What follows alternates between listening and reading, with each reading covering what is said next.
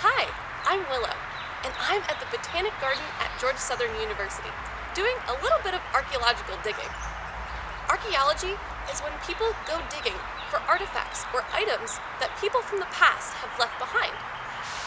When we start an archaeological dig, we like to do a little bit of test sampling to see if there's anything in the ground before we get too deep.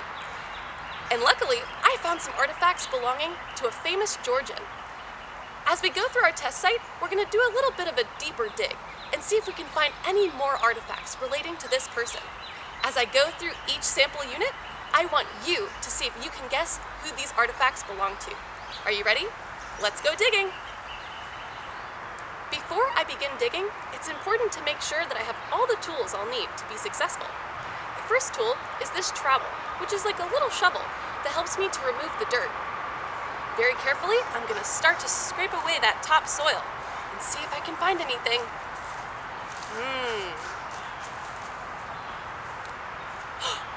It looks like I found something. Let's see what it is.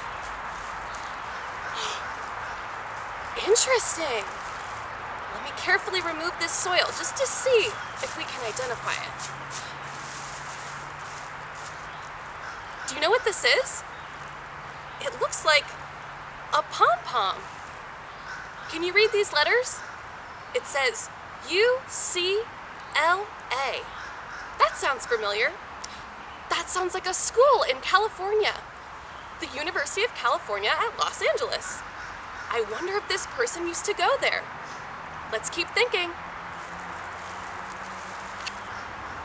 Now that we've found our first artifact, let's keep digging and see if we can find anything else that will give us clues about this famous Georgian. You ready? We want to be extra careful when we're digging through the soil because these artifacts are very fragile. It looks like I may have found another one. Let's see what it is. It looks like a photo of Martin Luther King Jr. I wonder why a photo of Martin Luther King Jr. would be in these artifacts. I know. This famous Georgian was friends with Martin Luther King Jr. and even attended some of his protest marches. I wonder who this famous Georgian is. Do you know?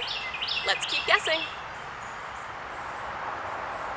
Whenever we go digging, not all the artifacts will be on the very top of the soil, so sometimes it takes a little bit longer to find the things we're looking for.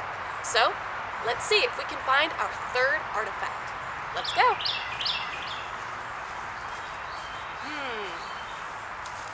I don't see anything just yet, but let's keep digging.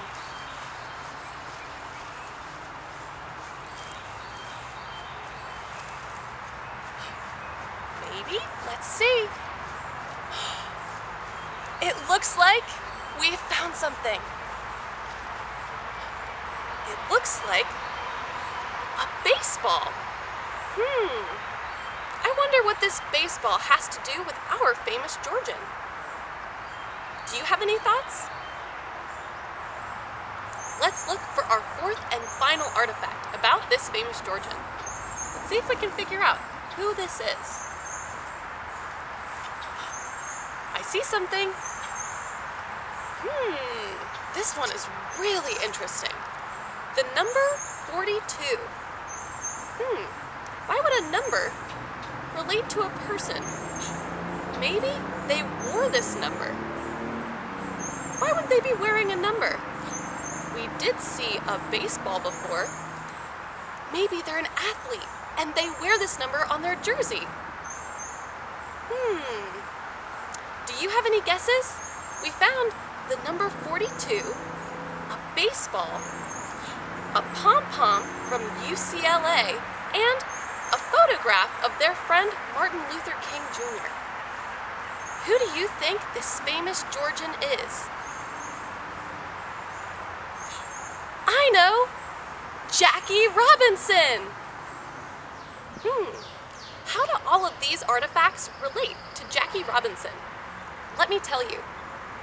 Jackie Robinson was born in Cairo, Georgia in 1919 and only lived in Georgia for 1 year before moving to Pasadena, California with his mom, brothers, and sister. From a young age, everyone could tell that Jackie would be an amazing athlete. In fact, He attended UCLA and lettered in 4 sports while he was there: basketball, football, track and field, and baseball. After attending school and serving in the Army, Jackie Robinson played for an all-black minor league baseball team. Then the most amazing thing happened. He was called up to a Major League Baseball team, the Brooklyn Dodgers. After just his first season, Jackie Robinson received the Rookie of the Year award. And many years later, this award was renamed the Jackie Robinson Award because he was the first person to ever receive it.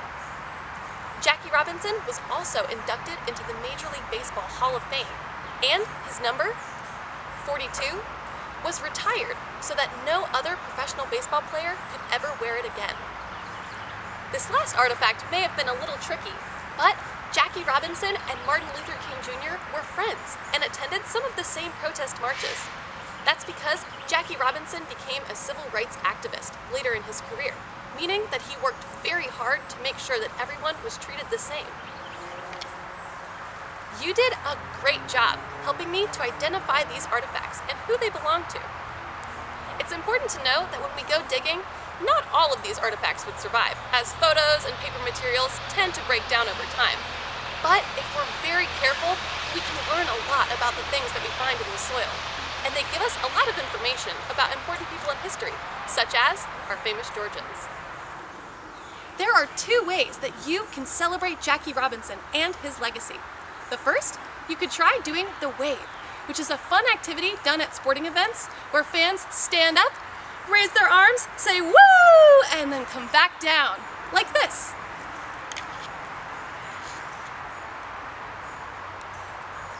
Let me see you try it. Ready? Woo! Good job. The second way that we can celebrate Jackie Robinson is by singing "Take Me Out to the Ball Game," which is traditionally played at baseball games during the 7th inning stretch. So, sing along with me. Take me out to the ball game. Take me out with the crowd. Buy me some peanuts and Cracker Jack. I don't care if I never get back. Let me root for the home team. If they don't win, it's a shame. 'Cause it's 1, 2, 3 strikes, you're out at the old ball game. Next time you do the wave or sing "Take Me Out to the Ball Game," I hope you think of Jackie Robinson.